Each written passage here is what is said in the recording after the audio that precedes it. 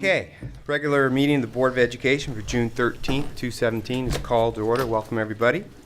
Director Anthony and Buell are absent this evening. We're going to begin the night by recognizing Self-Enhancement, Inc. It's 13 years of partnership with the SEI Academy, and I'd like to invite Karina Wolf up to help do that.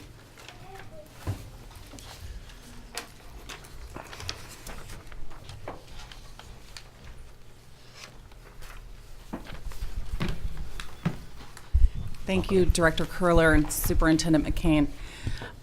We are really honored tonight to be able to celebrate and acknowledge SEI Academy. SEI was opened in 2004 by Self-Enhancement Incorporated to serve historically underserved middle school students in a supportive small school environment. In both 2013 and 2014, SEI Academy was named a model school by the Oregon Department of Education. SEI Academy's school leaders, including current principal Mr. Timothy Rogers and education coach Ms. Linda Harris, have been instrumental in creating opportunities for success for hundreds and hundreds of students within Portland Public Schools. Ms. Harris also held previous roles within PPS as a principal, director, and assistant superintendent. And I would like to say, as one of our first charter schools, Linda Harris has really mentored and guided all other charter schools that have come since, and she just brings a wealth of information with her, which we have been just privileged to be a part of. PPS shares a longstanding partnership with Self-Enhancement Incorporated and looks forward to our continued success moving forward. Ms. Libra Ford, the Chief Operating Officer for Self-Enhancement, is here with SEI school leaders to accept this recognition. We would like to present Ms. Ford, Mr. Rogers, and Ms. Harris with these tokens of the district's appreciation for their work on behalf of students and in recognition of our successful partnership. So we have plaques we'd like to provide to them at this time. Okay. Where are they? Yeah. Yeah, we would, yeah.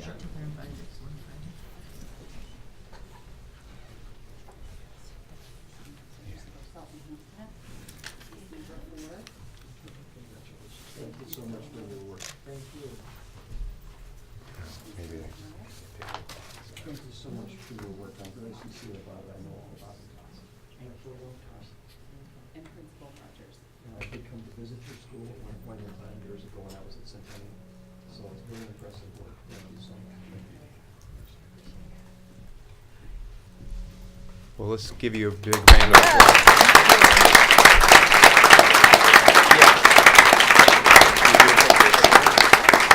Okay, how about a picture with the board? Would you guys like to do that? Yeah. Yeah, silly. Look at all the photos. Maybe down the front here. Let's come on down the front.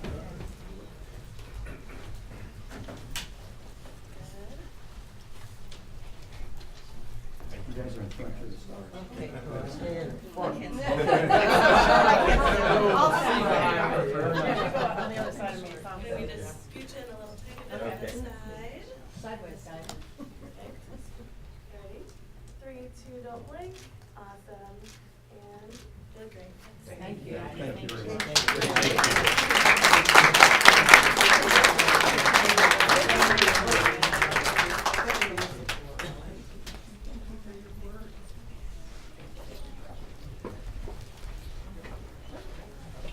I also would like to just call out SEI's role in our Jefferson success story, which is really our model for partnership.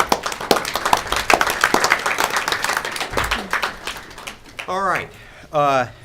Next, Michael Bacon, Assistant Director of Dual Language, will provide a presentation on the seal of biliteracy.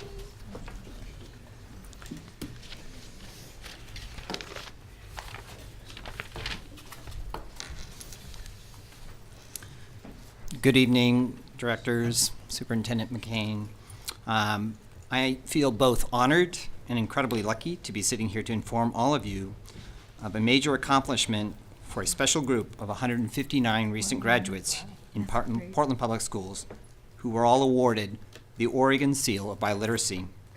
These young individuals persevered and dedicated themselves to attaining a high level of proficiency in 2 or more languages, both orally and in written language, an achievement that only 15 to 20% of Americans achieve, as compared to, say, Europeans, who are 56%. The purposes of the Oregon Seal Biliteracy are as follows: to encourage students to study languages, to certify attainment of biliteracy, to provide employers with a method of identifying people with language and biliteracy skills, to provide post-secondary institutions with a method to recognize and give academic credit to applicants seeking admission, to prepare students to be college and career ready, to recognize and promote world language instruction in public schools, and probably most importantly, to strengthen intergroup relationships, affirm the value of diversity, and honor the multiple cultures and languages of our community. Before I introduce our representative students, the most important speakers tonight, to share why being bilingual is important to them, and ask our attending recipients to be recognized this evening, I would like to share a few highlights for this year's recipients. 159 is the largest number of recipients over the first 3 years of this award. The past years has been 90 to 120 students, major increase.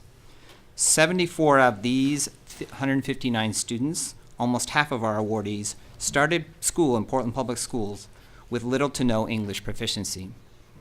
Awardees demonstrated proficiency across 17 different languages: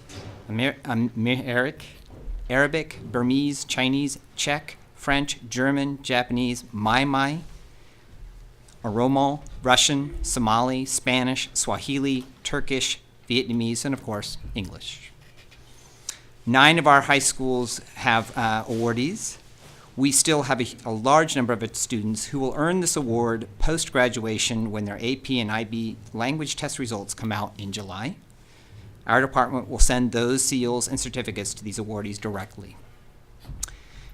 2 of our graduates at Wilson achieved high-level proficiency in 3 languages: Somali, Spanish, and English for one, and French, Spanish, and English for another. In order for these students to reach this major accomplishment, there are many to be thanked for their support. I'm sure, as there are a number of them here tonight, parents, number one. So parents, please stand up so we can thank them.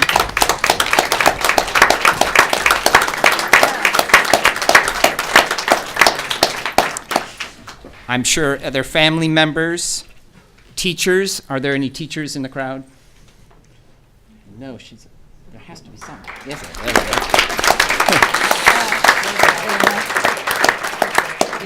go. Counselors, administrators, and community members certainly played big roles for these bilingual students.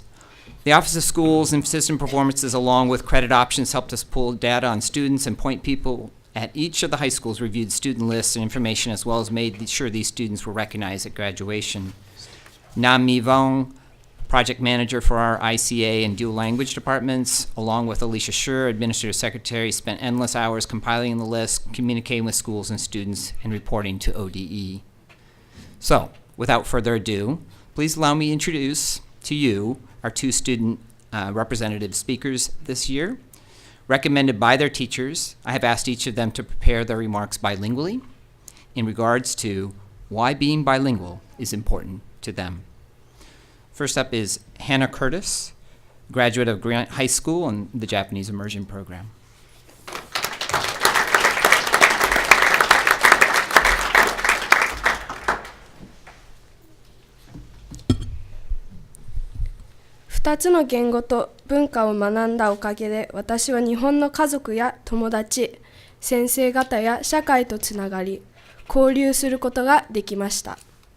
英語と日本語の語化力は現在の社会問題や日常生活で起こる出来事をいろんな方向から考察を可能にしてくれました。さまざまな文化、社会、習慣の違いを認識することは、複雑な現代社会を生きる私たちには一番貴重な経験だと思います。バイリンガルではない同級生たちと比べたら、私は本当に恵まれていると思います。友達と13年間日本語の授業、日本の研究修学旅行は、このプログラム特有の貴重な経験です。このプログラムの影響で私は大学で日本語を続けることだけではなく、他の外国語も習得したいと思っています。その上、私の夢は国連で働いて世界中の人を手伝うことです。人と人は言語でつながっていると信じているので、英語、日本語、大学で学ぶもう一つの言語を使って国々の社会を探り、未知の場所に旅をしたいです。Being bilingual allowed me to communicate with my family, friends, teachers, and communities across the world. It allowed me to explore different perspectives and helped me understand modern-day issues and in everyday life that there are so many ways to look at a conflict. To understand the differences between countries, cultures, societies, and customs is one of the most important things to learn in life. Compared to the other students who were in the Japanese Magnet program, I am very thankful for the opportunity to learn Japanese and English my entire life. To study a language with your best friends and take an unforgettable research trip to Japan is something that could only be done in this program. This program has influenced me to not only continue Japanese in college, I would also like to take on another language. My dream is to work at the United Nations to help people. I believe that the root of the connection between people is language, and I would like to use my language skills to learn about different countries' societies and travel to unfamiliar places. Thank you.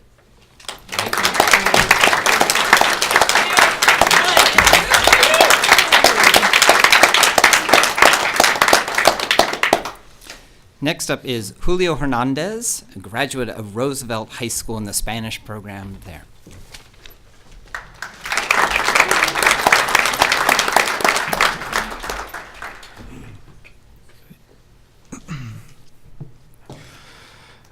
Para alguna gente, aprender otro idioma es una tarea que no parece tener recompensa o que no vale la pena.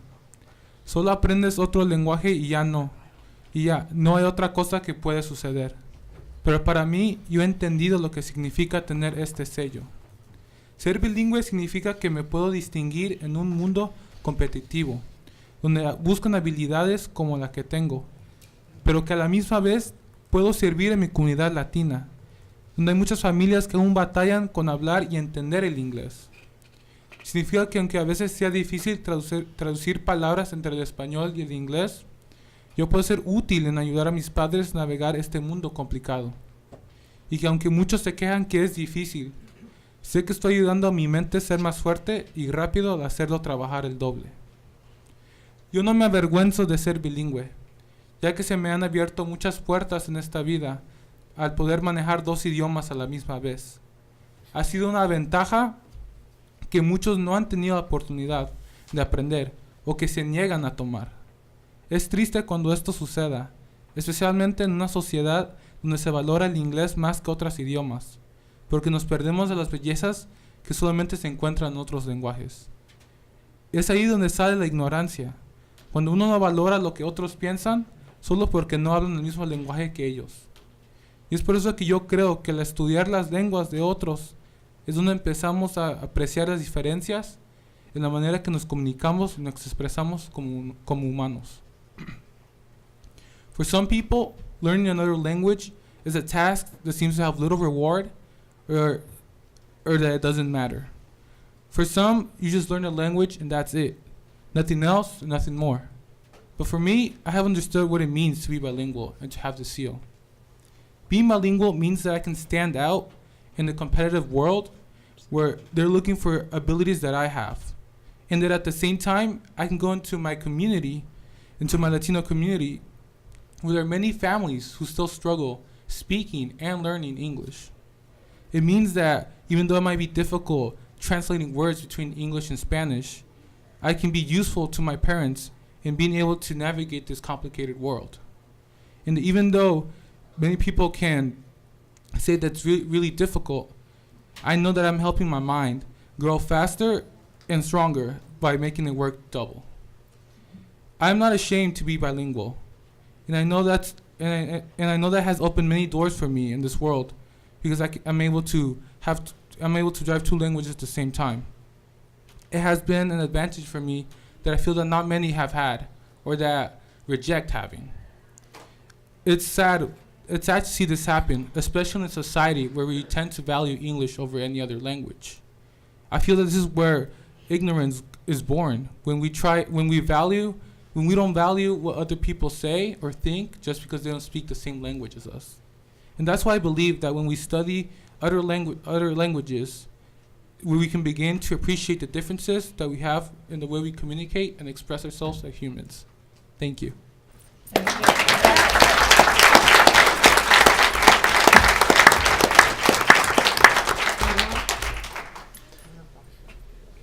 So I'm sure there are many other stories out there that are impressive, but obviously we have some very impressive bilingual, biliterate graduates in Portland Public Schools. I would like to now ask the others that are attending tonight. Now, a lot of our graduates, believe it or not, went somewhere or are not available tonight. They're busy folks. But I would like all of our graduates that are here, that are recipients, to please stand up right now so we can recognize you.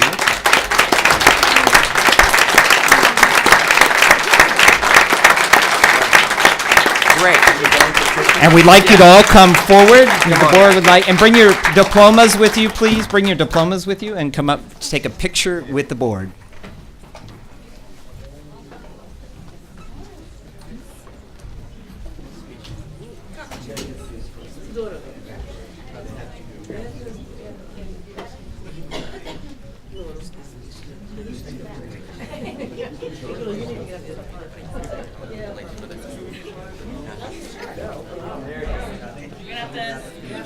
Show your seals, folks. Open your diplomas. Okay, a couple people are gonna have to Sometimes it's bend down. in the front, you can get down a little. All people in back. Come closer, so anyone right here has to move it. Because they're on that side. Same with this way. You guys are gonna have to scooch in to like right here. So if you're on the left of this, you're not in the picture. Y'all are to the side. Keep going. You guys are still not in it. I'll go. You should get there. Okay, sure. Scooch in. All right. Oh, you're looking much better. I can't see you in the back. There we go. 3, 2, don't blink. Oh, look up. Don't move. Couple of parents. Okay. I think we're good. Thank you.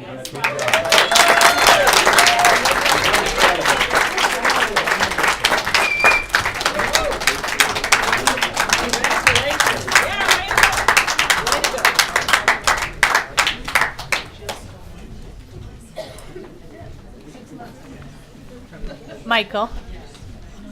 So, in addition to the incredible achievement of these students, I want to know, so PPS is one of the first districts in the U.S. to confer a certificate of biliteracy, isn't that right? Certainly, yes, and certainly in Oregon, we were one of the first 4, and now it's expanded out to 6. Yeah. And their hope is that it'll spread across the whole state. But yes, you're right. Great, Awesome. great. Thank you. That's wonderful. That was a great student testimony. Okay. All right. Ms. Susan, any student testimony this evening? No. Any public comment? Yes, we have 6. All And our right. First 2 speakers, Jana Gluhosh and Caleb Tucker Raven.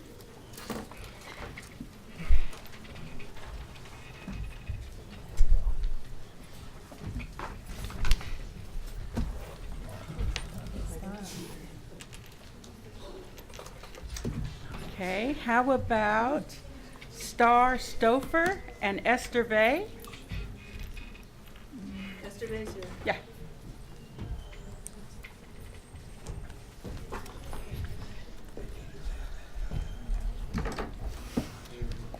Welcome. You can begin, and when the light turns red, it's time to stop. Good evening. My name is Star Stoffer. My son is a student at Wilson currently. He's been in that school district area. Something happened to the mic? No, you're we good. can hear you. We can hear you. Can they hear me? Yeah. Ms. Susan, could you put the light on too? Thank you. My son is a student at Wilson. Twice since he's been a student with PPS and in the Markham area's Capitol Hill area school district, his civil rights have been violated with the aid of Portland Public School by the Portland Police School Resource Officer. On one occasion, he was questioned when he reported a bullying situation and where the officer tried to incriminate him, targeting him because of his Latino background, over the 2 white students that had doctors and lawyers as parents. And then that same officer a year later, when he went as a freshman in Wilson High School, downloaded all the contents off of his cell phone because of another student in another school, without a lawyer, without a warrant, without his rights being read to him, and he was denied access to me by the school and the officer.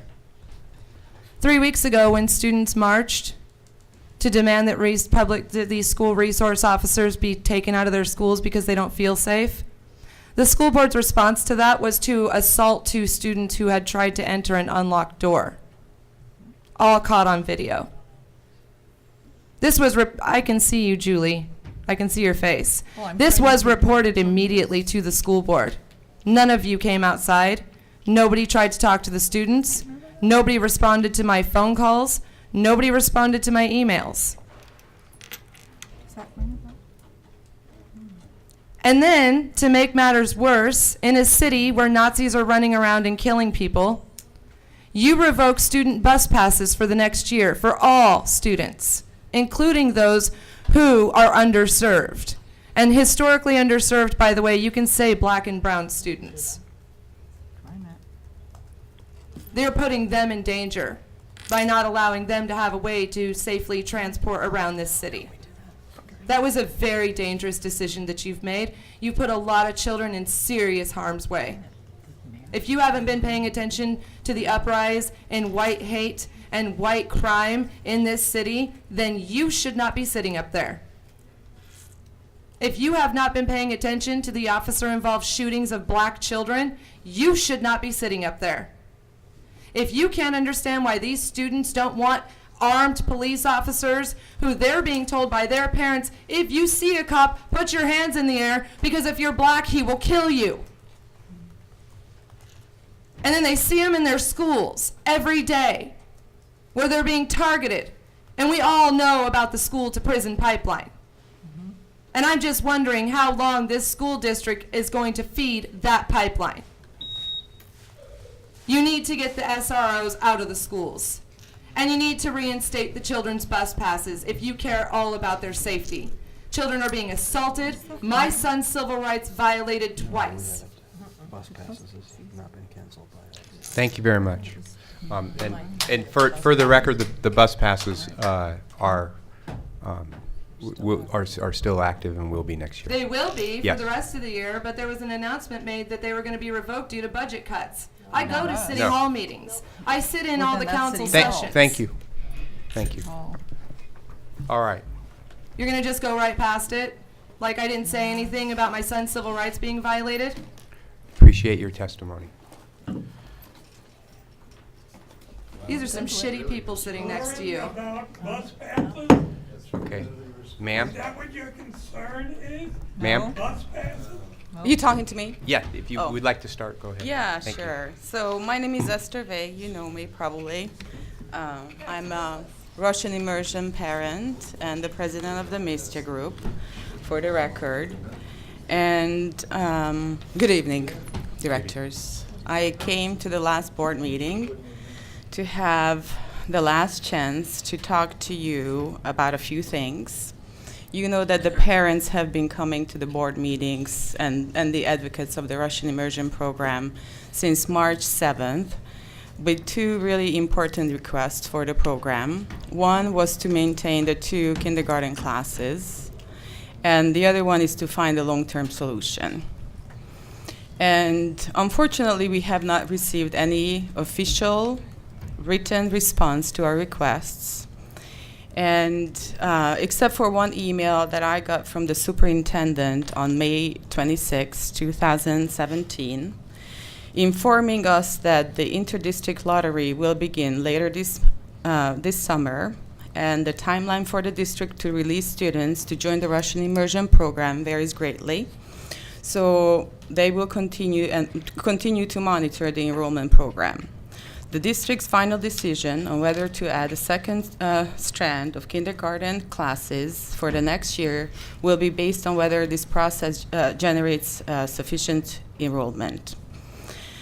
So that's what the email said, and I have to confess that it wasn't 100% clear to me what it was trying to say directly.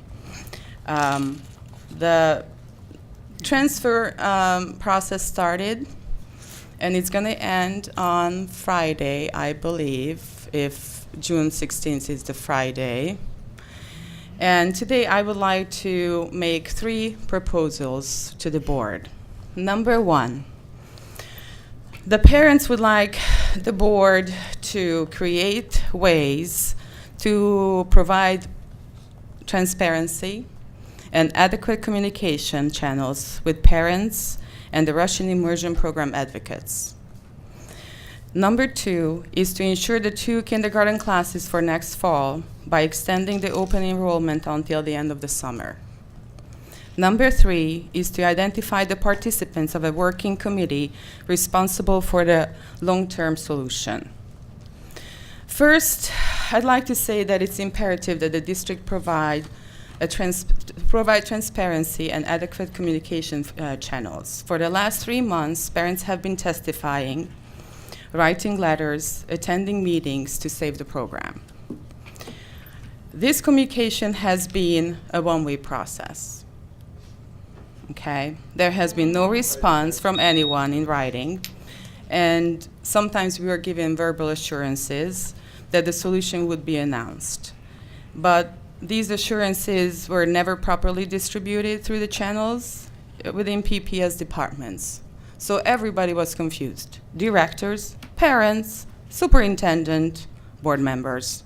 We don't know what the solution is. We don't know what the decision is. And so that would be one thing that I would like the board to maybe work on, to identify one way that's pretty much direct, easy to understand for all parties. Second is that the open enrollment for the Russian immersion program has always been extended to the end of the summer, and many families enroll their children in the program at the end of the summer. This year's open enrollment ends on the 16th, and the program at present does not have enough students. Some parents wait till the end of the summer. Others are confused because there have been so many conflicting messages from the board, from the directors, from the principal, in terms of whether to enroll or not enroll.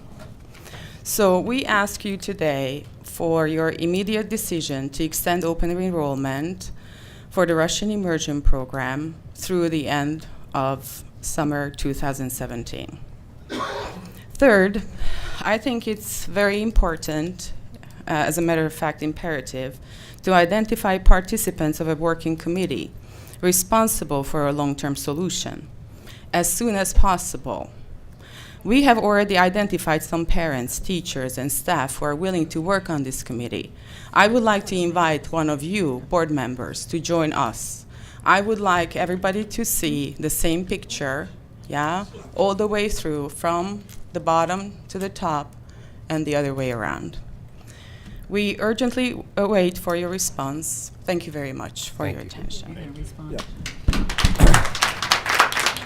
I'm going to try to get this right, but if I get it wrong, I want you to help me with this. Now, my understanding is pretty clear that we will open 2 kindergarten classes if there's sufficient enrollment. And, you know, that was the intent of what we were trying to do, and I think we're waiting to see if we have that. And part of the question with regard to out-of-district folks is that we need to get a release from the district that they're in. Now, I think it's correct. Unfortunately, Superintendent McKean, the problem was that the channel is broken. So when I talk to you, I hear one message, And it didn't really trickle down to the director, and the principal. Principal Amy Whitney has no idea that she's supposed to kind of prepare for a second kindergarten class at Kelly. So I don't know what's going on. Unfortunately, there isn't one person here within the district who can tell me one straight answer. We can talk about this Thank you. offline, and I'd be more than happy to visit with you, and we can talk this through. So. Thank you very much. And Thank we you did so have- much. Yeah. You'll talk to her offline, but not me. We did have that memo that came through teaching and learning. That just doesn't even matter to you. Well, perhaps I was responding. I mean, how many times That's do I have to okay. call? How many school board meetings am I gonna have to show up to before that's important to you guys? Ms. Huson, next. Our last two speakers, Philip Johnson and Noel Jackson.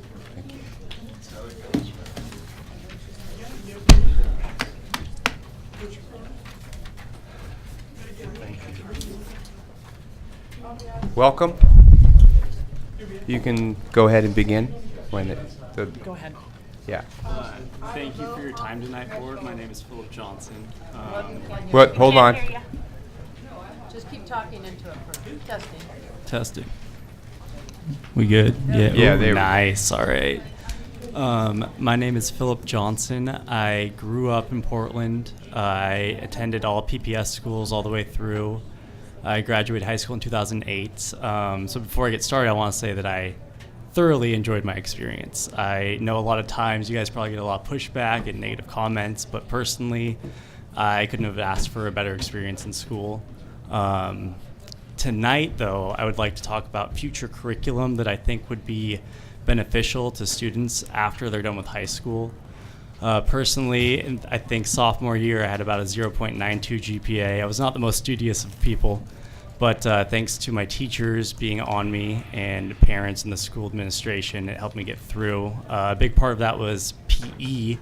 I had that class at the end of the day. It was the last class I would take, so a lot of times I wouldn't even get there until the last period. I'd take that class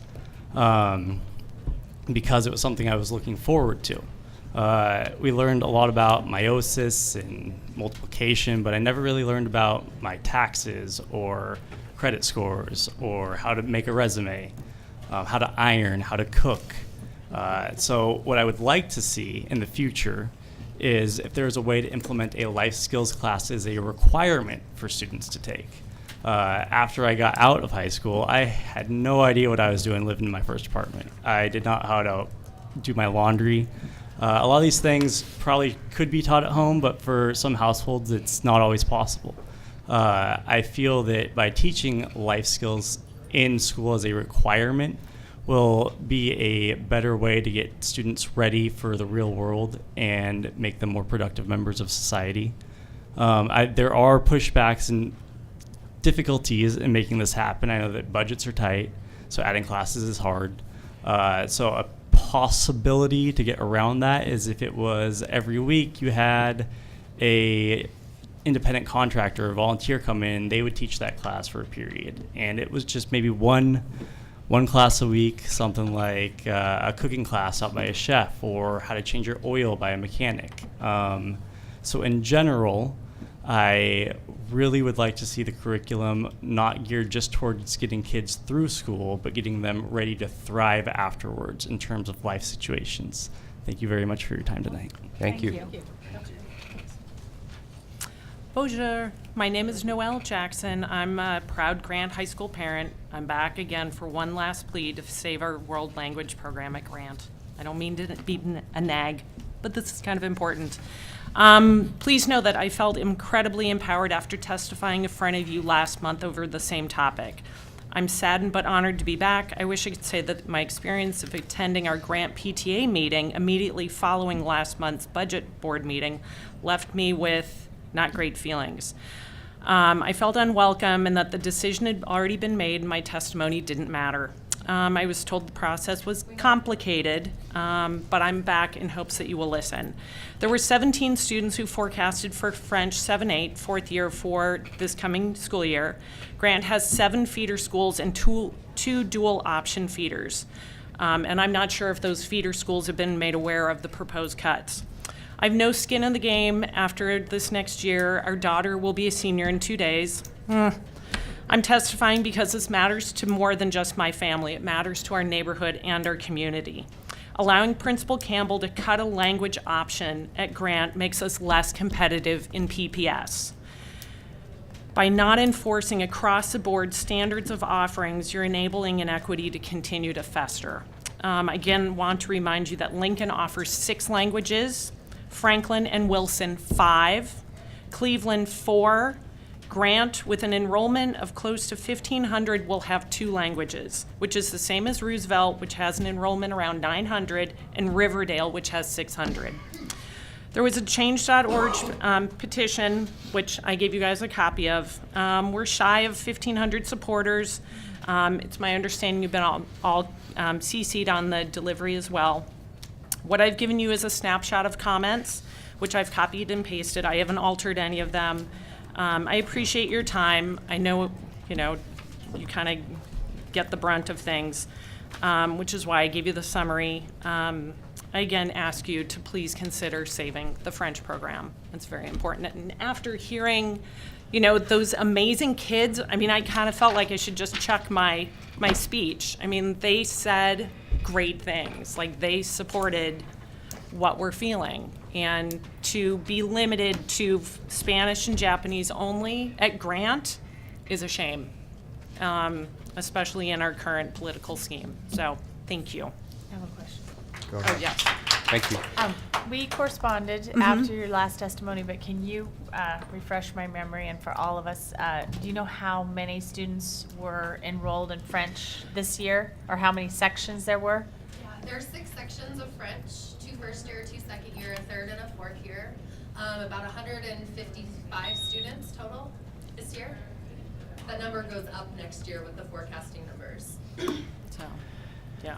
So it would be completely eliminated next year, not phased out, or? They would have second and third year, and then after that, nothing. So no first year, no fourth year.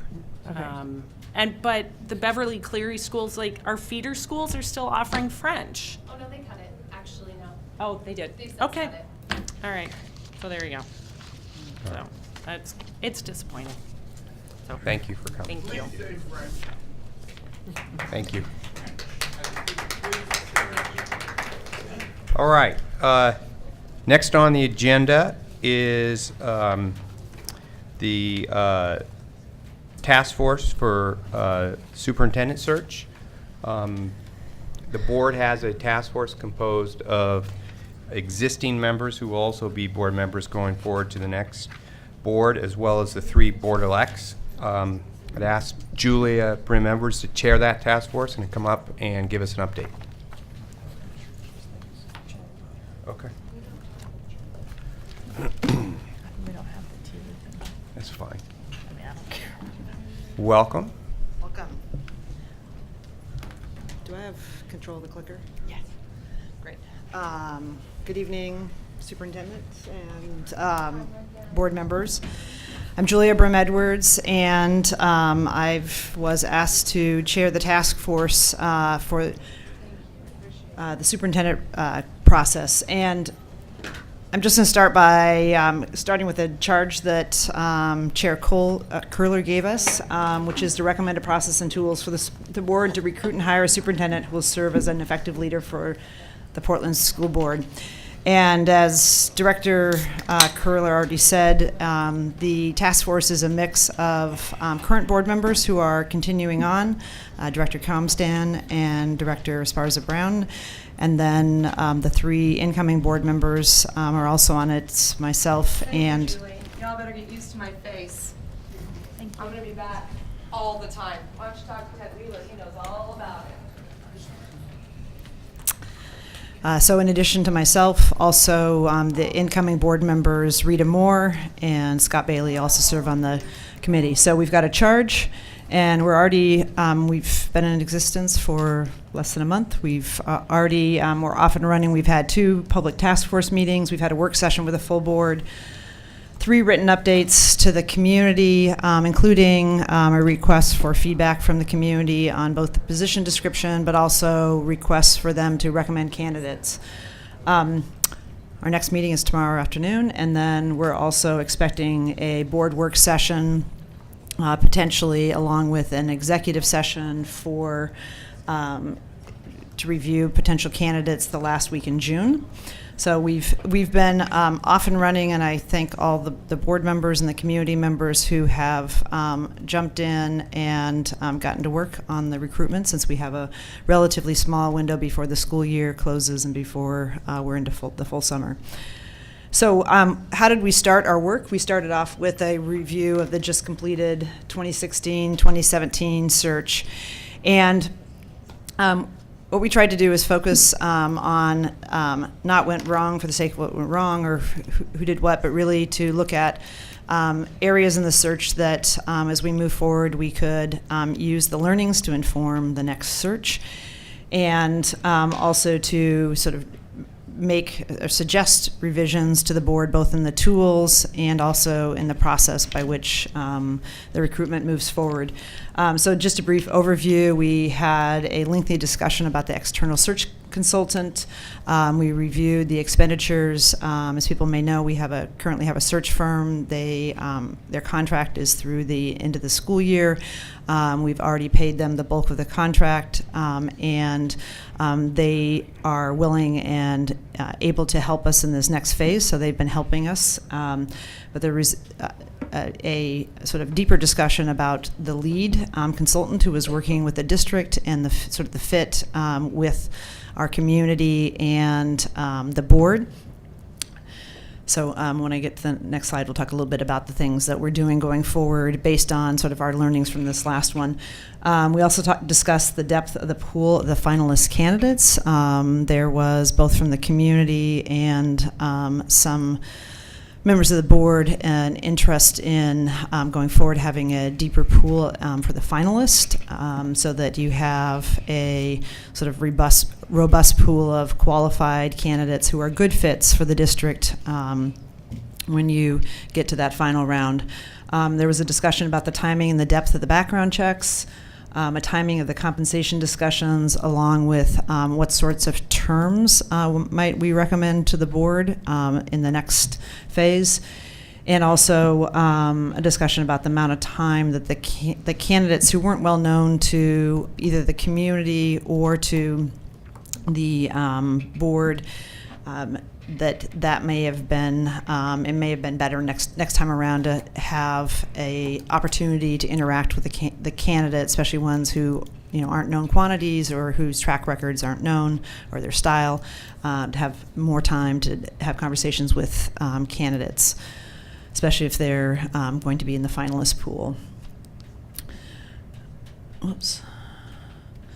So moving ahead, the task force, and I want to thank everybody because everybody sort of jumped in and has taken the lead in a different part of the sort of the work.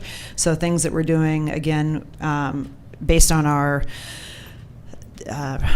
analysis and discussion about the search firm, we've asked the firm to provide us with a new lead that we would interact with on a regular basis. That new lead has been assigned. We are actively working with him and have kind of a weekly cadence, both of meetings and phone calls.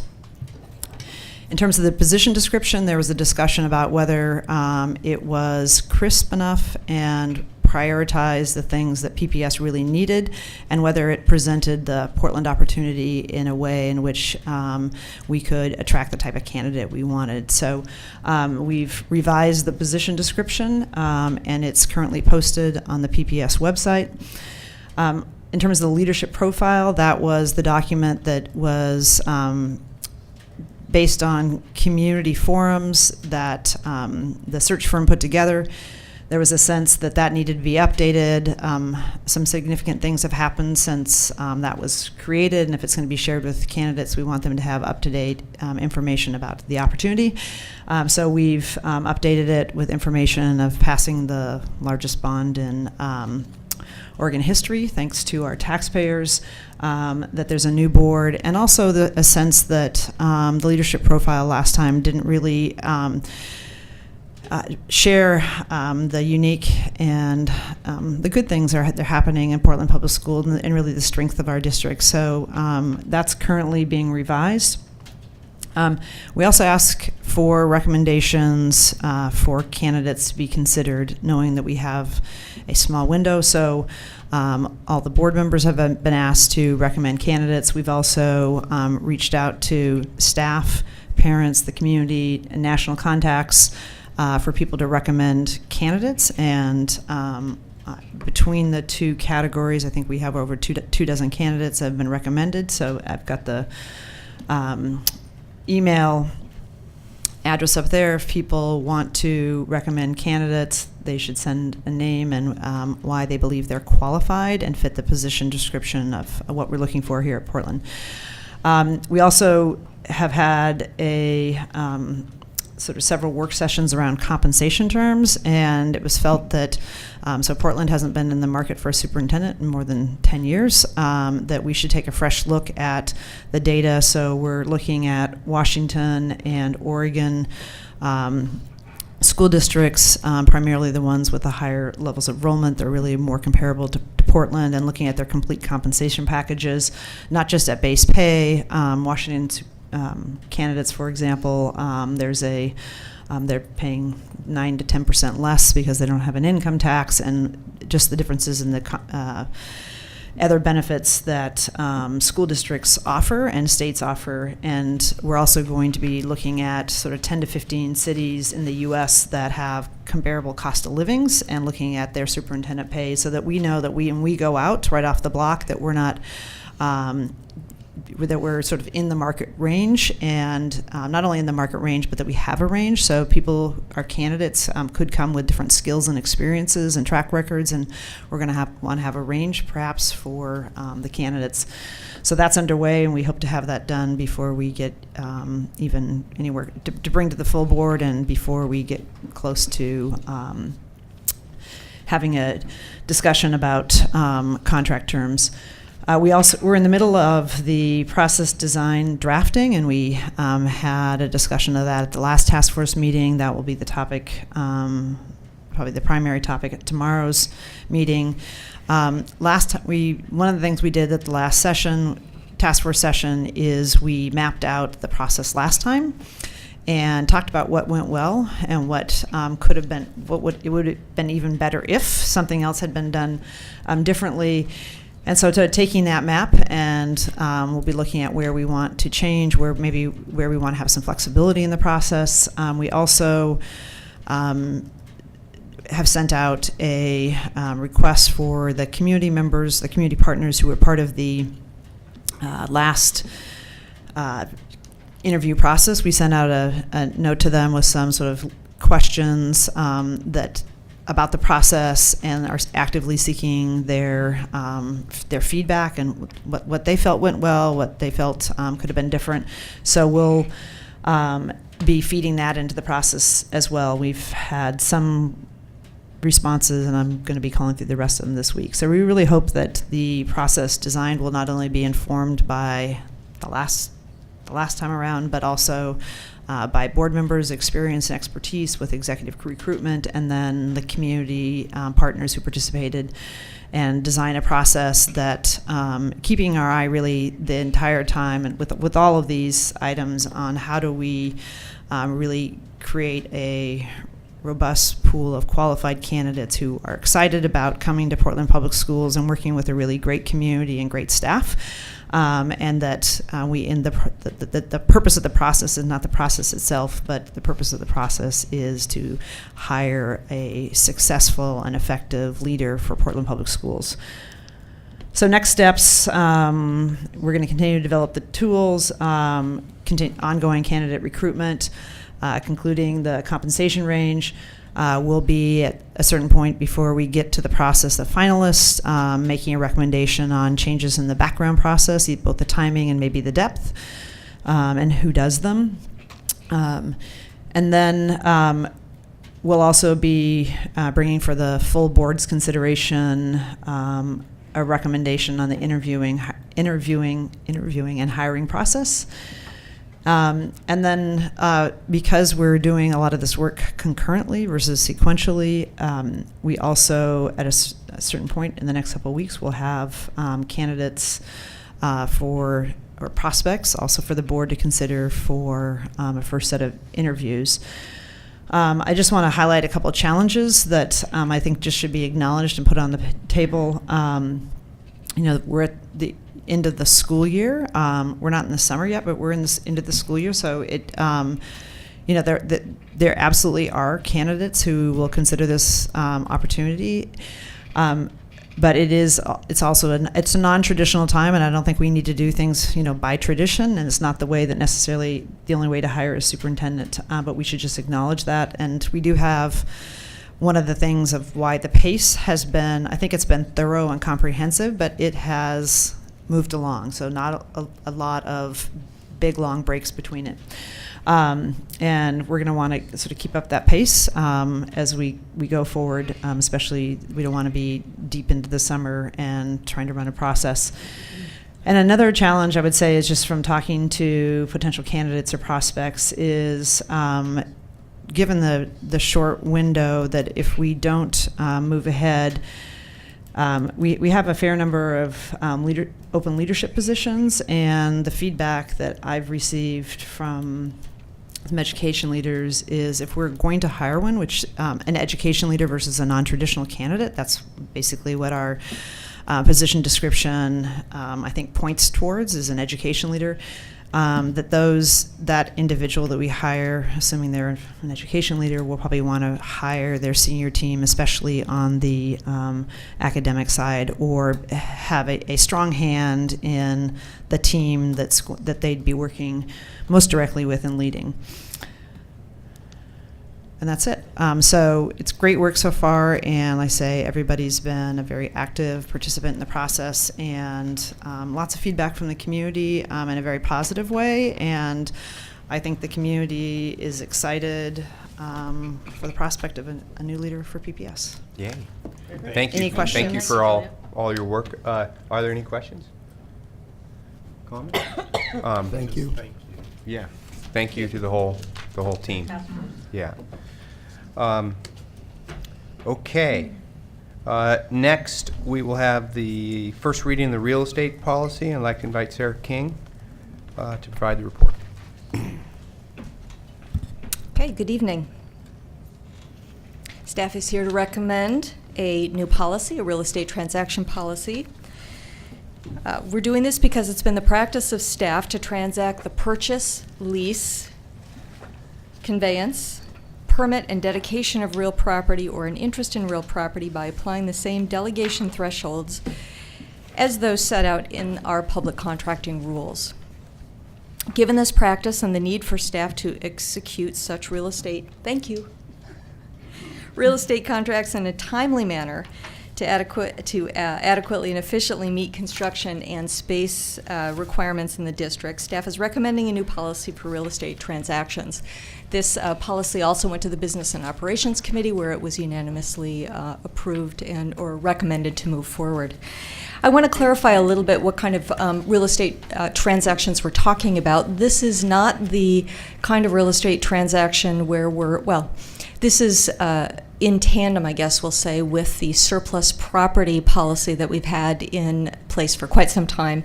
Those are for larger parcels we deem unnecessary for district use, and we will put them through the surplus process and then sell it through this kind of threshold that we're clarifying in this process here. But many of the reason for this is so that many of the smaller kinds of real estate transactions that we engage in on a routine basis, we want to be able to do this without taking them to you. And those kinds of things are such as utility easements. When we are doing a redesign of Grant High School, we have to relocate where the utilities are, and we need to give the utility company an easement to be able to access. That's not something the board probably wants to or feels it needs to see. Another example are transportation or safety-related improvements that are undertaken by the Portland Bureau of Transportation or the Oregon Department of Transportation, excuse me. A good example is currently the safety and pedestrian improvements that ODOT is making on Southeast Powell Boulevard in the vicinity of Cleveland High School.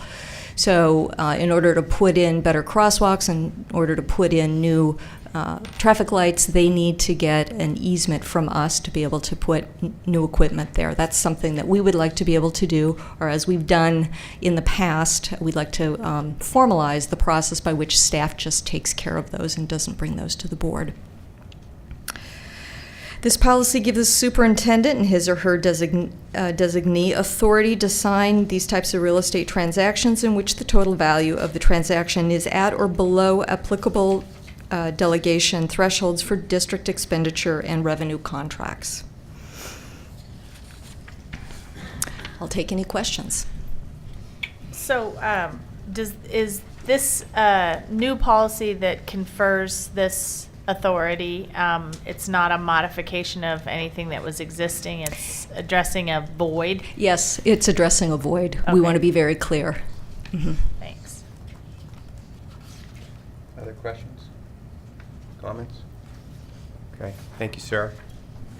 The proposed policy will be posted on the board website, and the public comment period is 21 days. Last day to comment being July 5th. Contact information for public comment will be posted with the policy. The board will hold a second reading July 11th. Thank you very much. Thank you. Yeah. All right.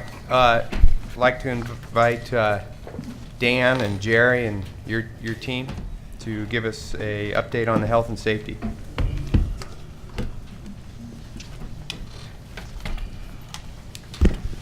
Good evening, board. Good evening. Jerry Vincent, Chief Operating Officer for the district and overseeing the bond measures. We've got David Hobbs, who's our Senior Director of Facilities Asset Management, and Dan Young, who's our Senior Director of Office of School Modernization.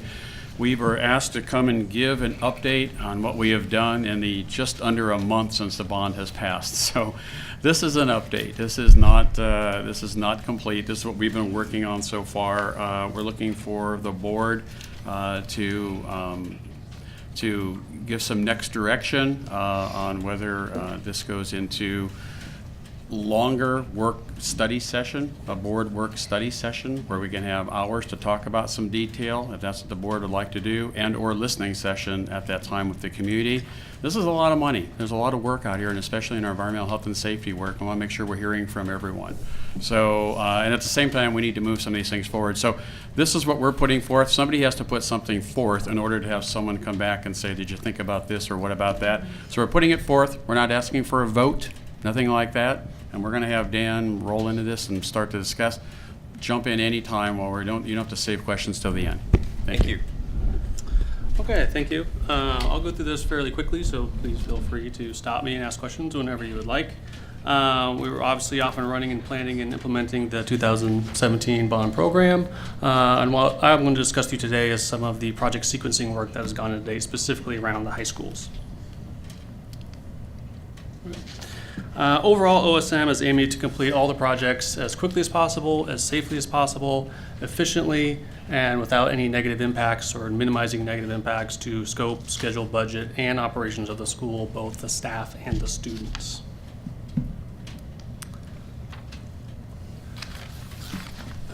As we started to look at how we would execute this program, one of the, or probably the biggest pitfall that we identified was if we took too big a bite of the apple, especially out of the gate.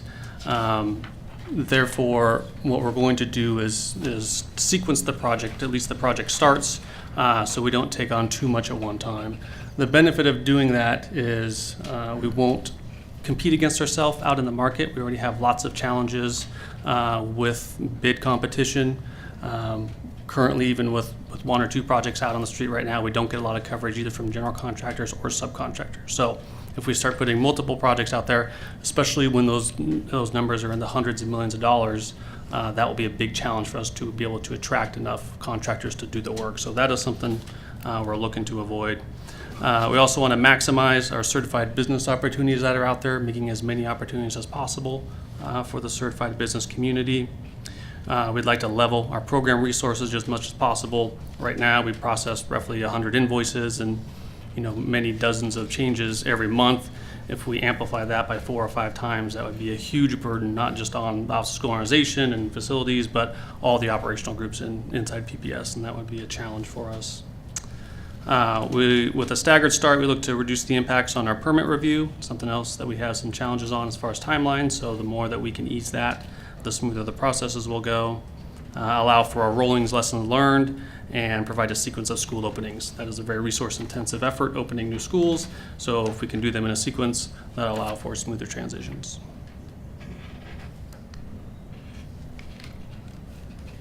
Thinking. What this chart here is a very simple schedule and cash flow that we use when we're looking at different options. And we have dozens of these, and it's simplistic, and you'll see there's a key there where we have different colors and times for planning, design, and construction. We also use a P for roughly when a project will be in permitting and bidding phase, and X for roughly when a school will open. This just allows us to look at a lot of options very quickly. We certainly have more detailed cash flows and schedules along with our projects. But this gives us a lot of options. This particular one we wanted to show because this is effectively what it would look like if we tried to do everything at once, if we started everything at one time. And what we're looking to avoid in a chart like this is where we see the stacking, the vertical stacking of a lot of the same activities. So when we're permitting a lot of stuff at the same time, bidding a lot of the work at the same time, and opening a lot of the schools at the same time, that is where we see the bottleneck potentially happen. And on the bottom where we have our cash flow chart, we want to see that as level as possible. So we got the horizontal line there is the average of roughly $100 million a year. We want to be as close to that on an annual basis as possible. So you see, if we do everything at once, we have a big spike, which basically means trying to bring on a bunch of staff as possible throughout the district and then laying them off in a short period thereafter, which is something that we look to avoid. Oops, looks like we got the wrong one. That's okay. The one on the right here is where we start to show a stagger, where we've taken one of the projects and pushed it out roughly 1 year, and we start to see things flatten out, and we start to see less of that vertical stacking of activities. Same here, what we're showing on the schedule on the left, we have 2 projects starting effectively right off the bat, 2 projects starting afterwards. Again, we start to see things flatten out, but when we look at the 4th one all the way on the right, we have 2 projects starting right away, staggered by one, staggered by the other. And this gives us the flattest resource level and also allows us to, as much as possible, not stack those critical activities.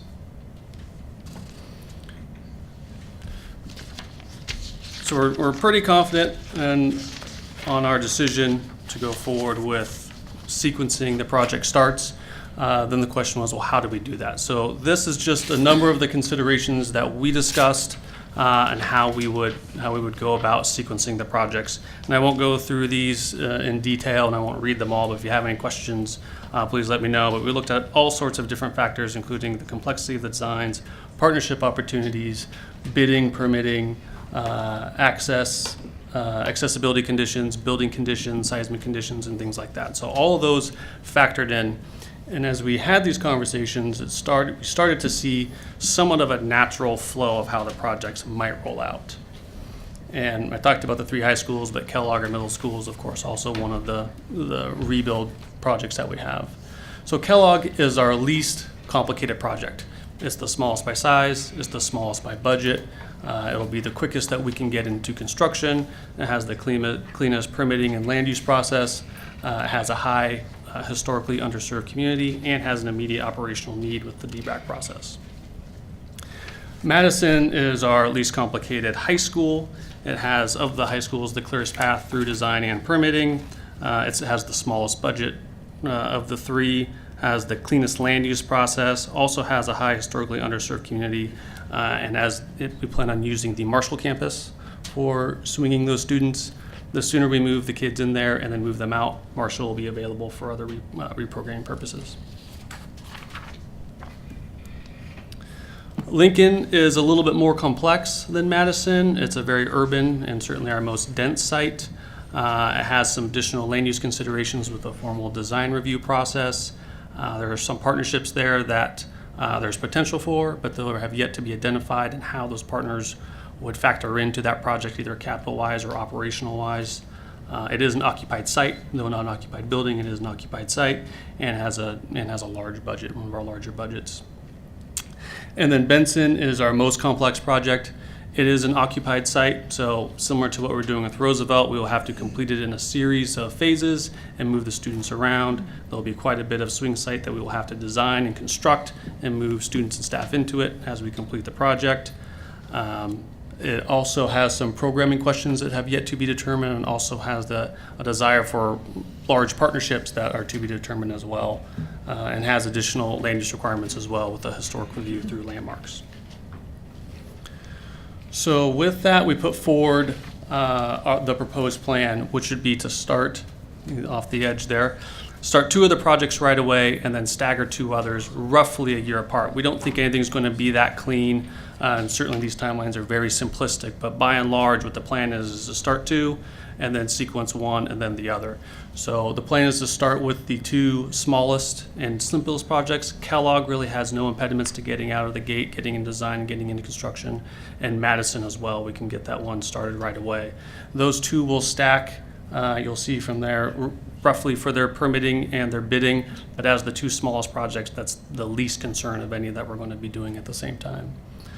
We then propose to follow that by Lincoln, and then follow that by Benson, giving them more time to establish partnerships, a little more time for design as well, and hopefully a smoother transition into design and into construction.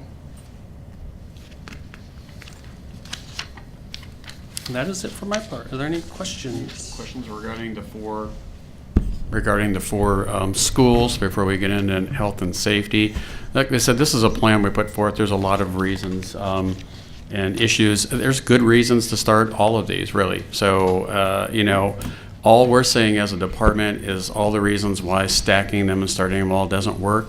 Our finance folks have even said that in the first 2 scenarios, even part of the third, we will spend some part of the time of the bond above that $1.40 that we promised to the voters. So it's one of the other things we're taking a look at too. So a lot of things go into the mixing bowl to get to this point. We want to hear more from community, from board, so we can do that this time, or when we're done with the second part, we can ask what you'd like to do, come back with a work session or listening sessions or what have you. So, yes. So I think we definitely need a lot more opportunity for discussion and to learn more about due diligence on these, and also to really figure out the role of the Bond Accountability Committee in evaluating both the embedded assumptions in here, because we have assumptions about timelines for design and construction that are different than what we have had on the 2012 bond, which part of that is the lessons learned process. But it's a big jump to go just from 2 years to 3 years, and it has ramifications in terms of construction escalation and all sorts of things. So I think it would be a pity not to use the expertise that we have with the Bond Accountability Committee if we didn't really engage them in looking at those assumptions, and then also getting their feedback on the proposed sequencing plan. I think we have, I know for me, there's a lot more that I feel like I need to know before I feel sufficiently convinced that this option is the most compelling option. I think there's pieces of it that are, just upon first reading, are irrefutable in terms of Kellogg's the easiest to get out of the gate.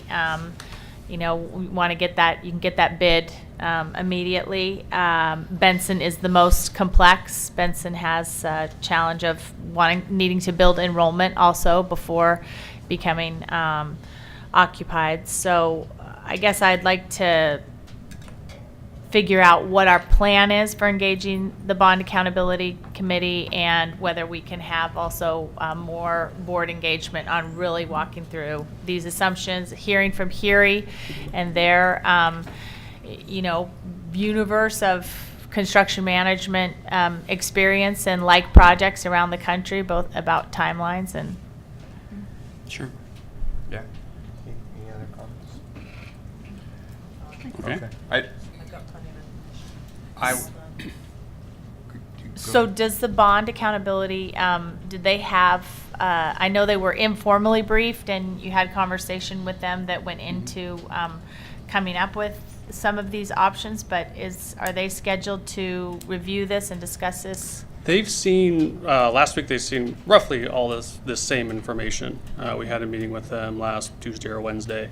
They'll be here next week, and so I don't think they're planning on providing any comments specifically about this, but certainly they could be asked and they could be prepared to have some comments about it. And as far as the additional detail, absolutely. I mean, we're fairly early in the phase in this process, and similar to what we did in 2012 is we had a fairly high level plan as we proceeded forward, and as we gain information, we can bring that to you and we can bring that to the subcommittee and talk about that. I mean, ideally, these timelines we would like to beat, and certainly we have some opportunities where we can do that. We're just not at the point right now to saying that is something we're comfortable with proceeding with. Yeah. We also are meeting with the July is our quarterly bond accountability committee. So if in engaging them, they feel uncomfortable with just 1 week turnaround making a statement when they're here next week, which is for a different reason, is to report out from the April quarterly, we can, at the request of the board, we can engage them and come back not too far in the distant future, because I am concerned we need to get some things going. But we weren't asking for a vote tonight, but a good input. The reminder of why these are scheduled for 2-year design is we did the others in 14 to 18 months. These are going to be bigger. They're going to be more complicated. They're going to take longer to design.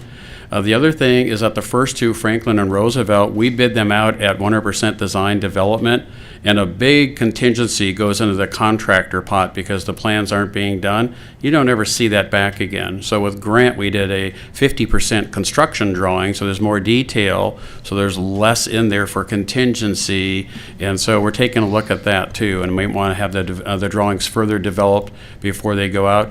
And like in the case of Lincoln, we just know that there's a 2-step process with the city and the planning commission over there. And even our construction timelines are a little longer because they're bigger sites. Benson is historic and landmark, and that building has more unreinforced masonry in it than all of our other schools combined. It's a 380,000 square foot building and a 368,000 square foot lot. You got to figure that out on how we're going to do that. So they're complicated, and we haven't seen that kind of complexity in the first bond.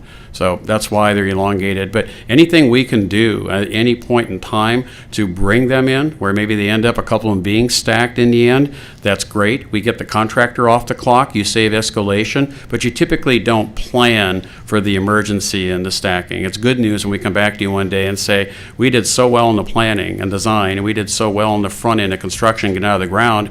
I think we might want to talk about a mid-year opening. We might get aggressive and even get it done a whole year in advance, but you don't typically plan that. This is great news when it happens, but we'd love it, and thank you for the comments. Bob? Yeah, I would just like to say that as I think about the buildings that we have that you've already worked on and the quality of them, I have the opportunity to go see them and watch them in their development and see the incredible quality of the work. And then I think about what's to come, and I look at the projects. It's just incredible, and it's really fabulous for the kids that are going to have the opportunity over the next decades, plural, to enjoy that work. And so with that in mind, I would like to thank those viewers that are still paying attention to the board meeting at this hour. I would like to thank you for supporting the students of Portland and Portland Public Schools. This is an incredible thing that you've done for this district and for this community, and we don't take it lightly at all. And I have a great deal of confidence in the team based on the work they've already done. So again, to those that are out there, thank you. Absolutely. I'd like David Hobbs, Wait, before we go on, I'm sorry.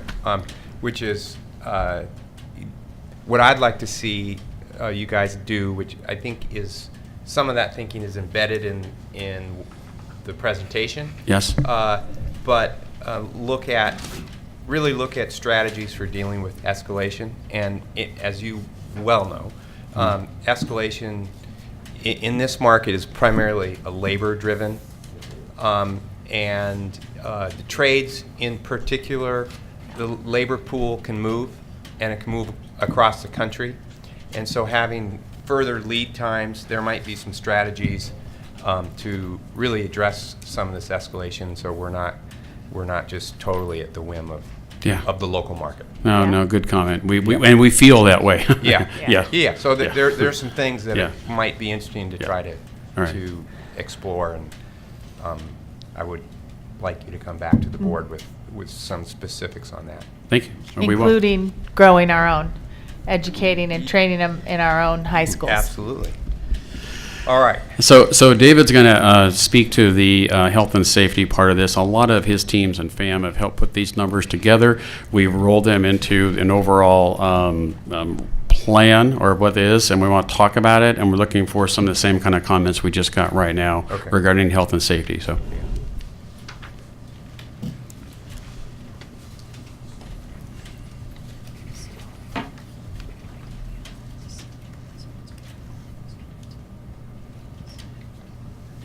That's not it. That is the wrong presentation.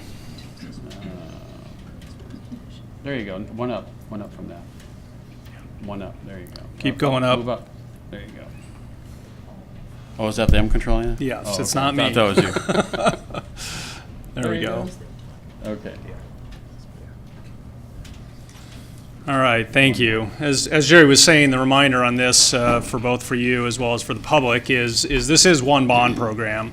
The reason that I'm here to speak on the environmental health and safety side of things is, again, as Jerry mentioned, my team has been the ones really gathering the historic data. We have the day-to-day knowledge on most of these issues in cooperation with our partners in risk and environmental health and safety. So I've been tasked with kind of talking through this particular side of things. So what we're looking for on the health and safety side is roughly an 8-year plan. Could be sooner, certainly in some of these areas, moving towards $20 to $25 million a year, with year one this year ramping up, although we do have some significant work that we are accomplishing, and I'll talk about that momentarily. A reminder to folks that this is really off-hours, year-round work. This isn't the typical 2012 bond where we did summer work and then our large modernizations where the buildings were closed. This is evenings, this is weekends, this is summers. This is going to have impacts in our schools in order for us to get this done on time and on budget.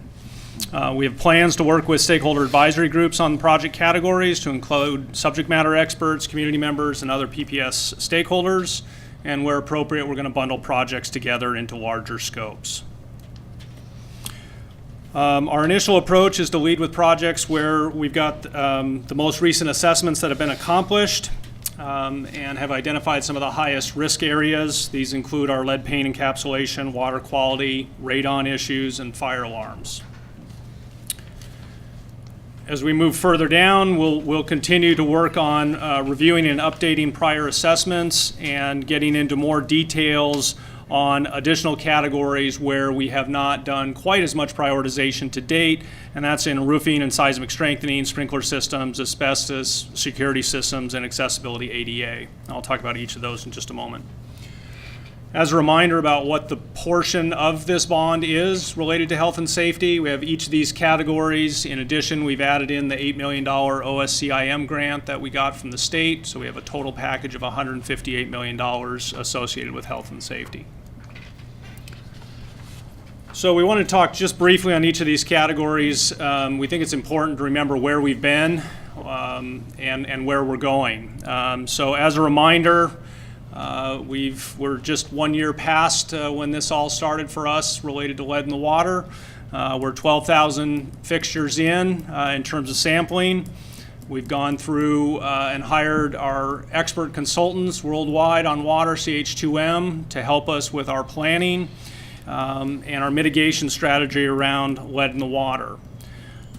We've hired an engineering firm to work on design templates for our fixture replacements.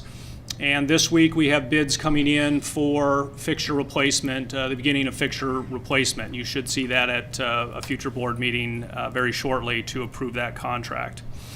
We are hopeful that we will have 8 packages going out so that we're working simultaneously in all sectors of the district. As we've been talking about, this market is very hot. Labor availability is challenging. We'll see what this week holds, and we'll adjust our strategy on how to deal with fixture replacements based on what we get in the way of number of bids. On lead-based paint, again, we have done initial assessments district-wide on the condition of paint throughout the district. PBS Environmental has done that. They've based it on a HUD sample to help us with condition of paint overall in our schools, both interior and exterior. We've then gone through an internal prioritization process where we're focusing on interior paint. We're giving heavier weighted areas to populations that have K2 students in them. That's our highest risk student population as it comes to lead paint. So we're weighting those areas higher. With exterior paint, we're looking at conditions in the soil where there are paint chips visible in the soil as providing higher weighting. That will give us an overall matrix and priority going through lead paint as we move forward. As a reminder, last summer in response to our lead paint, we did work in already 40+ schools last summer. This summer, we are working on 4 schools for complete exterior repaints. And we've started an in-house crew to start dealing with our interior paint at a variety of sites in the district. They started this past week. As it relates to asbestos, we have, this one is repeated, I apologize for that. With asbestos, we have been doing a variety of asbestos-related work in the district associated with maintenance-related activities primarily. So if we have flooring that is coming up, asbestos tile, we're replacing that. We're replacing asbestos in areas where maintenance activities are occurring. We have a historical database that is required to be maintained by our environmental health and safety group. That's what helps us to prioritize our work as we're moving forward.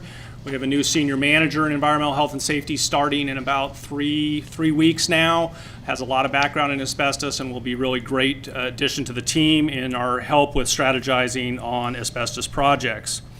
We're going to be focusing on those areas going forward that have highest friability and are most accessible. So this really is areas of the floor where students are walking and areas of the wall that they can touch, and then common area spaces, hallways, auditoriums, cafeterias, where there's piping that has asbestos-covered insulation, and in those areas that there are friability, those are the areas we're going to be focused on first. We have work happening this summer, replacing flooring in 3 schools that are asbestos tile. We have a variety of activities and maintenance ongoing on an annual basis. And again, I've already talked about our prioritization. As it relates to radon, initial short-term monitoring across the district has been completed. Environmental health and safety and risk have been taking on that activity. We've done temporary mitigation systems at Skyline, Peninsula, Ockley, Meek, and Lent. Risk has engaged in long-term continuous monitoring that is confirming the radon levels in areas where they were initially showing higher levels, and we've identified those sites that have problems. This summer, we are installing permanent mitigation systems where the temporary systems have shown themselves to be effective at Meek and Lent.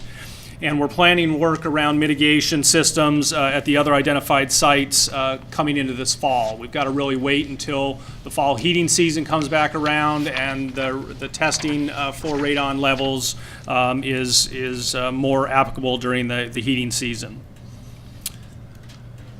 As it relates to fire alarms and sprinkler systems, upgrades to fire alarm systems have been ongoing for a number of years. We're under a City of Portland agreement with the fire marshal to upgrade our fire alarm systems across the district by 2021. With the passage of the bond, that will get us there on time and allow us to do all of the work that needs to happen under that agreement. This summer, we are doing a variety of continuing upgrades that are shown here. Planning for each phase of the fire alarm project will be based on the agreement. It's a pretty prescribed scope of work at a set number of schools. We work our way through that efficiently, and sometimes combining phases to complete the work, but it's a pretty prescriptive model for going after that work. Fire sprinkler systems is an important part of this work as well. That prioritization is going to be ongoing. We have a list of schools. We show sprinkler coverage by school. We're going to have to go back through a prioritization process focusing on things such as building materials. So wood structures are likely going to be the highest priority for us to go after providing sprinkler coverage. They're the highest risk for fire. Secondary building systems such as roofs or interior structural systems will be further criteria that we look at in terms of prioritizing which schools we go after for adding sprinklers. We will be complete with all of this work again by 2021.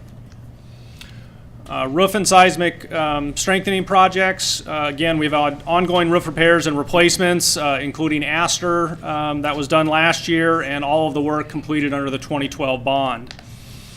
In planning, our last roof surveys were completed in 2009. This provides us with a baseline of conditions for our roofs.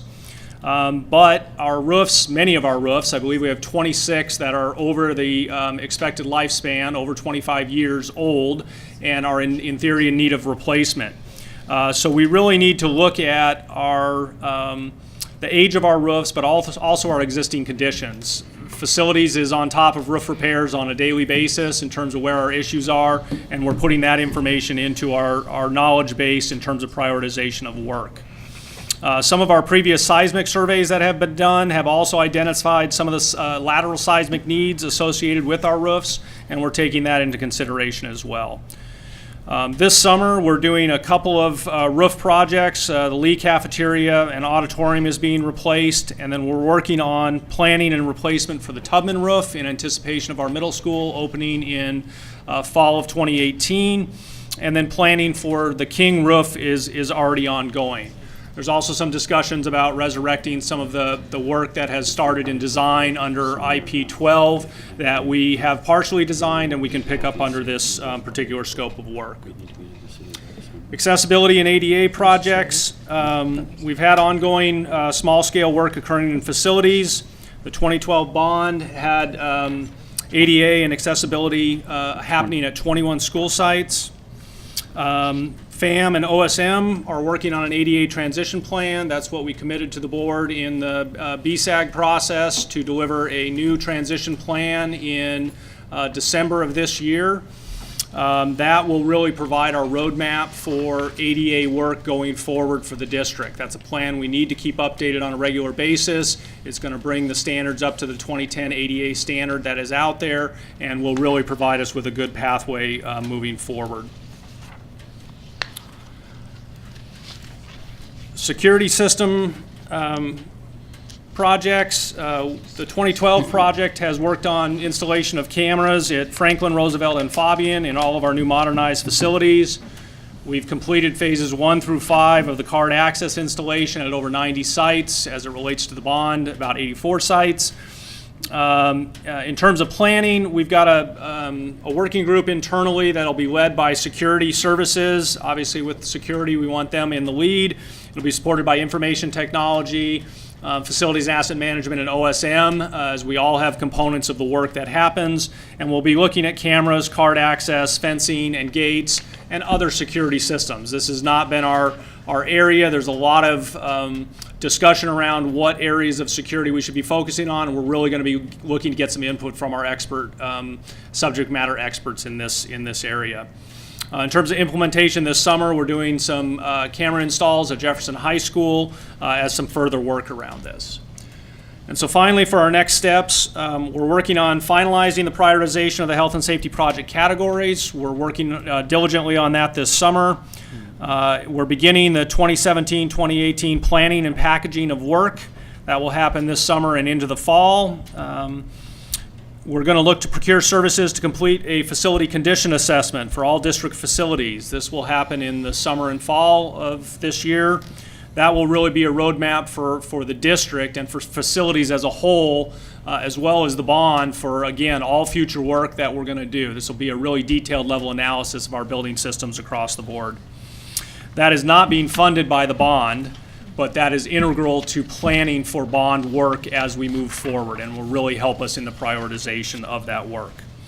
And then really the critical piece is revisiting the plan for all of these categories on an annual basis, and that's really where my department will play a big role in helping to inform the bond team about updated conditions of our building systems. This year we had roof X that failed. That was not that high on our priority list. It needs to move up.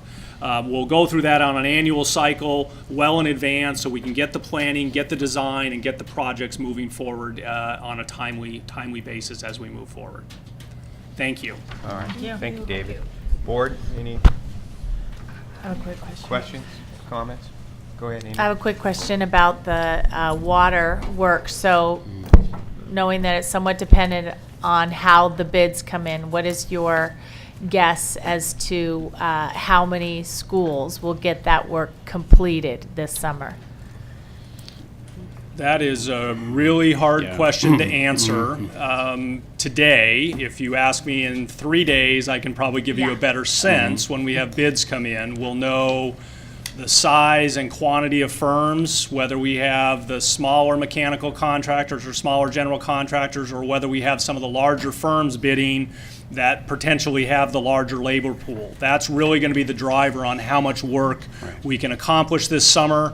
Is going to be purely driven by the number of plumbers that I can pull out of the marketplace to work with our general contractors or our mechanical contractors. So we're hopeful, but again, we'll see in a couple days. We've had good interest so far in the project. There's been 20 plus firms that have looked at our plans and registered on our Planet bids through procurement, which is very encouraging. We'll see come Wednesday, Thursday, what that looks like for us. It's just a great question because, this happened to us last summer too. When we were bidding for summer IP16, we had packages that got 0 bids. We had one package that got 1 bid, and that one was 300% over the budget. So, that's our first, that's our first metric right there, is to get these in. Do we get all 8? But they're high and what we were expecting to pay? Did we get 5? And they're competitive? This is one of the trades that's the hardest to secure enough plumbers to get around. We're concerned too. We don't know that answer. Let us know, please. Yes, you bet.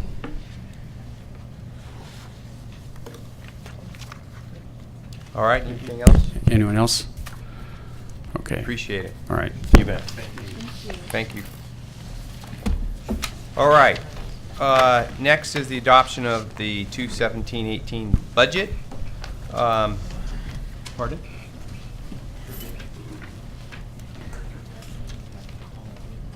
Okay.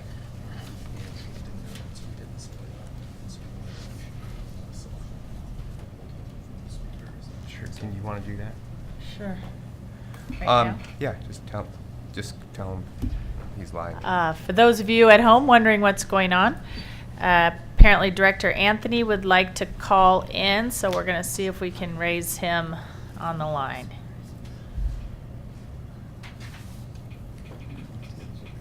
Okay, so the board, acting as a budget committee, held 3 public hearings on the proposed 2017-18 budget, along with a work session on May 23rd.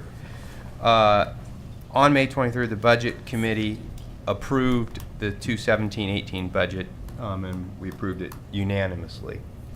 Bob, do you have any comments you'd like to make? You folks have been through this very thoroughly, but just briefly for the folks that are watching, this is a $117.3 million general fund budget, and this budget has forced us to make some tough decisions. $18 million shortfall. We built the budget based on state revenues of $1.8 billion, and we also built it around our district priorities of equity, closing the achievement gap, student learning and achievement, student health and safety. We didn't do across-the-board budget cuts. We tried to be very strategic relative to that. And again, we ask for your approval. And I would add that Ryan is here to answer any questions. Okay. Why don't we get the resolution on the table and then we can. So the board will now consider Resolution 5467, impose taxes and adoption of the fiscal year 2017-18 budget for school district number 1J, Multnomah County, Oregon. Do I have a motion? So moved? Second. Okay. Director Constam moves and Director Knowles seconds the motion to adopt resolution. Oh, is it Sparza Brown? Okay. 5467. Ms. Houston, any comment? No. Board discussion on this resolution. Yeah. Yeah. You can say something, Paul. Okay, very good. Thank you all very much, and I hope that this comes through all right. I apologize for the circumstances. As I said when the board gave preliminary approval to the budget, and as the TSCC noted earlier this evening, in its process, structure, and form, this budget represents a significant improvement to budgets. Every budget is the product of many, many people in the district, but I think the entire district owes thanks, and certainly I owe my personal thanks, in particular, to Yusuf Awad, Laura Hansen, Ryan Dutcher, and Pradeep Raju from the Finance and Budget departments, to the directors and staffs of athletics and of IT for their extensive work producing this year's zero-based departmental budgets, and to our principals and teachers for speeding up the assessment and staffing process. These have been critically important changes, and they have not come easily. Changing a budget process in a major bureaucracy is often compared to turning a battleship, but I think what staff has done this past year has been much more like Superman flying against the rotation of the Earth to make time run backwards. It's been an extraordinary intellectual and systemic high-wire act, and staff has done extremely well. However, although we have worked very hard as a district and as a board to mitigate the damage, the shortfall in revenue we will receive from the state will be far short of the need. This budget will still impact our children and set back our racial educational equity achievement and goals, our literacy adoption, and our graduation rates. It is a massive hit to a system that has already spent 3 decades not just cutting to the bone, but actively amputating limbs. I want to note several specific risks. Over the last year, Portland Public Schools has become a nationally recognized leader in the implementation of trauma-informed practices in the classroom. Senior Director Lisa McCall has been leading this effort with great success in the Madison cluster schools, but the budget will likely undermine her work and leave some of our most vulnerable students once again without the support they need to succeed and reverse the cycles of poverty, violence, and failure trauma-informed practices address. Cuts to the Oregon Health Authority, to the Department of Human Services, and to Multnomah County are going to fall most heavily on our most vulnerable students. We're developing a child welfare system that is simply unable to guarantee our children's welfare. Many of our families depend not just on state and local agencies, but on community partners like ERCO, the Latino Network, APANO, and a further list much too long to name now, in order to shore up their fundamental needs. But we cannot expect children to thrive in the face of an abdication of state responsibility. We and our community partners are stretched far too thin already. We need the legislature to adequately fund children's and family services. Likewise, career and technical education is a vital part of many of our students' success in high school. Its importance and role in increasing our graduation rates is very well documented. Over the last 3 years, Gina Yurkovich has led a massive investment of time and effort in our programs. Ironically, given the restrictions the ODE is liable to put on Measure 98 funds, we may very well end up needing to cut where we have struggled to build, offering fewer career and technical opportunities rather than more. We need an adequate state school fund, not more grant-funded programs. Similarly, our children need adequate physical education, and what they receive now and what they will receive under this budget is completely inadequate. We need the Oregon legislature to fund for adequate physical education. And finally, success in high school often depends on students having a clear vision of the next steps to advance in life and what needs to be done today to build on and achieve tomorrow. And yet our high school students are facing 11% increases in state university tuition. We are rapidly pricing higher education out of our children's future, and that puts even holding our ground in our high schools at great risk. We need the Oregon legislature to adequately fund higher ed. In effect, for 30 years, the state of Oregon's been living off the foresight, the generosity, and the largesse of our parents and grandparents. It's time to admit that we burned through our inheritance and that the trust fund has run dry. If Oregon is to have a prosperous future in this appalling national political climate, if Oregon is to have the informed, empowered, caring, and capable citizens it needs to ensure a humane and democratic future, it must adequately invest in all of its children. We cannot do that with the revenue the state is assigning to K-12 education. The Oregon legislature's budget is simply a reckless gamble with the future of our children and state. Thank you. Thank you, Paul. Any other comments? I do have something from Steve Buell, which I will read. I'll read it now. Steve is in the hospital recuperating from surgery, and we wish him our best. If there was anybody who could make his voice heard from a hospital bed, it would be Steve. So this is from him, and I'm going to read it.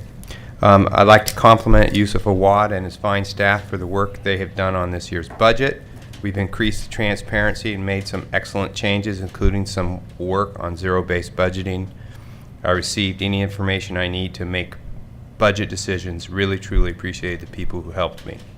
During the budget process, however, I made a major mistake. When we increased the salaries of principals to 75% of the metro area, which is similar to our teachers, that was the right decision, something we needed to do.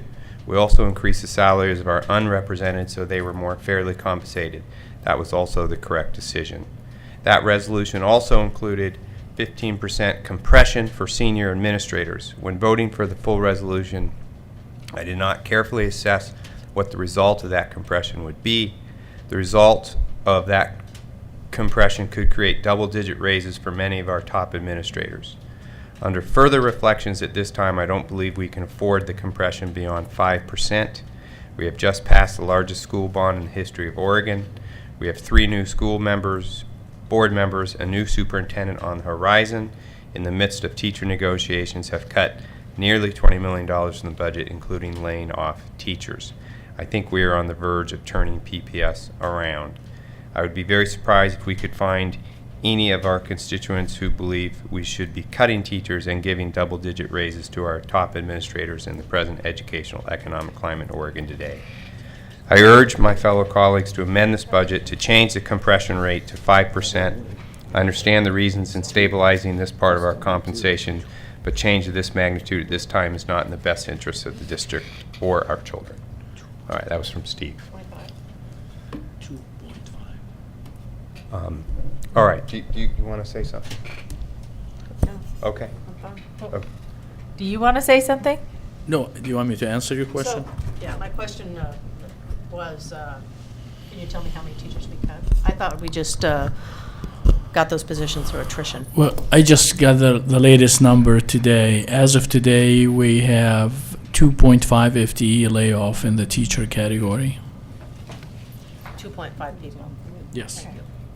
And, you know, we're still searching, and we may be able to avoid layoff completely. And we're hiring more than laying off, right? Yeah. Yeah. Okay, but if people want to say something, speak into the mic, please. All right, any other comments? I will, echo Paul's comments regarding the legislature and the funding that we need. This budget was based upon an $8.4 billion budget, I believe, from the state.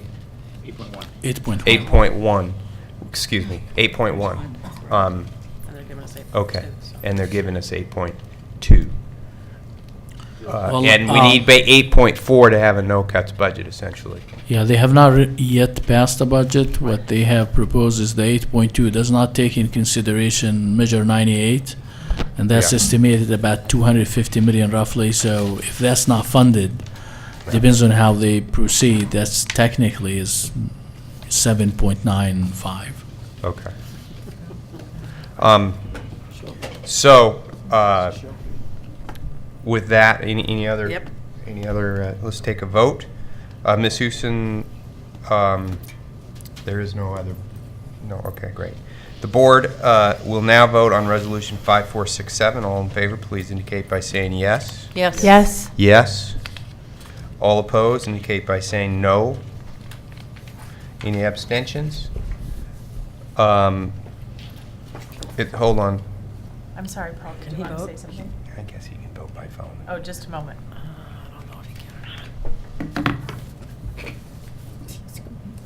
Yes, Paul? I'm sorry, Tom, could you please indicate that I'm voting yes on the budget? Okay, I'll do that, thank you. All right, so, the board will now vote on Resolution 5467. Excuse me, we did that. 5467 is approved by a vote of 6-0. All right, the board, so good work, everybody. Appreciate it. Really a Yeah. very healthy process. Thanks. Thank you, guys. Yeah. Good job. The board has a revised business agenda before them that contains Resolution 5469. That resolution has been posted online, and hard copies are on the back shelf. The board will now consider the remaining of the business agenda, having already voted on Resolution 5467. Are there any items that board members want to pull? So, yes, I'd like to pull 5469. Resolution 5469, okay. And with 5469 pulled, Ms. Houston, are there any other changes to the? Okay. Do I have a motion and second to adopt the business agenda, 5469 So being moved. pulled? So moved. Moved by Director Knowles. Seconded by Director Rosen. Ms. Houston, any public comment? No. Okay. All those in favor of the business agenda, as we just determined, please vote by saying yes. Yes. Yes. Any noes? The business agenda is adopted by a vote of 5-0. Now, Pam, do you Why did I want- pull this? No, well, if it is pulled, and Right. so you need to put it on, ask for an adoption if we want to talk about it. Okay. Okay. So I'm not quite sure what you want me to ask for.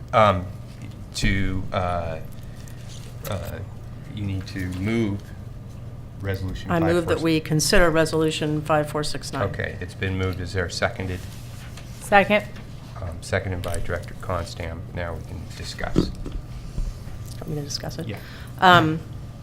So those who are listening who don't know what 5469 is, the district currently has a 192-day work schedule. The proposal is to cut that to 190 days based on negotiations with the PAT. And I'm opposed to cutting our schedule. I think our 192-day schedule is much too short, one of the shortest in the country. And I'm disappointed in PAT, totally disappointed in PAT for this move that would ask us to cut to 190 days. And so I am going to be a no vote on this, and I can't believe my colleagues would vote to cut our school year, frankly. So I have some comment on this. So the way that our contract is currently worded is that it calls for a 190-day school year with 2 provisional days, which is where we are now. And so since we have not concluded our negotiations, we are contractually required to plan for next year based on the 190 days as written in our current contract. That said, this is an issue that the district, I think, feels very strongly about in terms of maintaining that 192-day school year at a very minimum. This is something that our entire board has discussed relative to bargaining. This is certainly something that I feel very strongly about. I couldn't agree more, Pam, that 192 is too short. little. Too short. For instructional hours for our students, but I will be voting yes on this calendar because I think it's what we need to do to be in compliance with our existing contract. Okay, Yusuf, do you want to say anything? Yeah, I mean, what Amy just said, it just really explained it. The union filed an labor fair practice challenging the budget because we have adopted a calendar based on 192 days. So to be in compliant, we put the last 2 days are contingent on reaching agreement with the union to get to the 192 permanently. Till we get there, I think we'll be in this place where we don't really want to be. I mean, we want 192 days. It's kind of a difficult place to be in. Thank you. Bob? Yeah, I'd like to comment on this as well. For those that are listening, what it really translates into in terms of student contact days is 192 days means 169. 178 instructional I'm days. sorry, excuse me, 178 instructional days, whereas 190-day year means 176. So the teachers are proposing to have 172 instructional days with a 190-day calendar. That's right. They want to cut even more. Right, I guess the point I'm making here is that everybody else in the United States has 180 days of student contact days. And frankly, across the border in Canada, I believe it's 190, and most of rest of Western civilization, it's 200. So from an educational standpoint, I really struggle with the fact that we're talking about cutting student contact days. But I understand what we have to do here. Okay, so essentially it's a contractual issue and will be dealt with during our negotiations, and hopefully everybody will come to an agreement that gets us these days back. It's disappointing to continue this trajectory of, fewer and fewer school days, and so how does that translate to our graduation rates that we're trying to improve? So I'll be voting yes as well because I want to abide by the contract, but I'm sorely disappointed in looking at just shorter school years. Okay. I'd rather be in a position of strength. Okay, Mike, do you have any? Well, so just to understand better what you're saying, Pam, if we were to, I'm going to vote yes, but if we were all to vote no and stick to 192, then what happens with the contract and the union? I mean, that will be cleared legally based on the unlabor fair practice that the union have filed, and there are hearings coming up soon to address that. The current language is really clear. It's 190 days plus 2 discretionary days for the district. And if we to lay off staff, then those 2 days have got to be gone first. So we're negotiating a new language in the new negotiation to get to 192 without that language. But we're not there yet. We have not reached an agreement. And we need to solidify our calendar for our families Right. before we Right. likely solidify our contract. Right. Okay, thank you. And I would rather have PAT file an unfair labor practice and go ahead and talk about how they want to cut the school year even more than we already have. Now I understand. Yeah. Well, I think they did file it. They did. Well, they did file it, but. Yeah. But now, they filed it, so we're going to back off. No, I don't think we should. I think we should stick with our days. All right. I think, Add more. Any other discussion? I can't in good conscience. Okay. All those in favor of Resolution 5469, please indicate by saying yes. Yes. All opposed? Nope. No. Resolution 5469 is approved by a vote of 4-1. Next meeting will be June 20th, and this meeting is adjourned. Thank you. Thank you.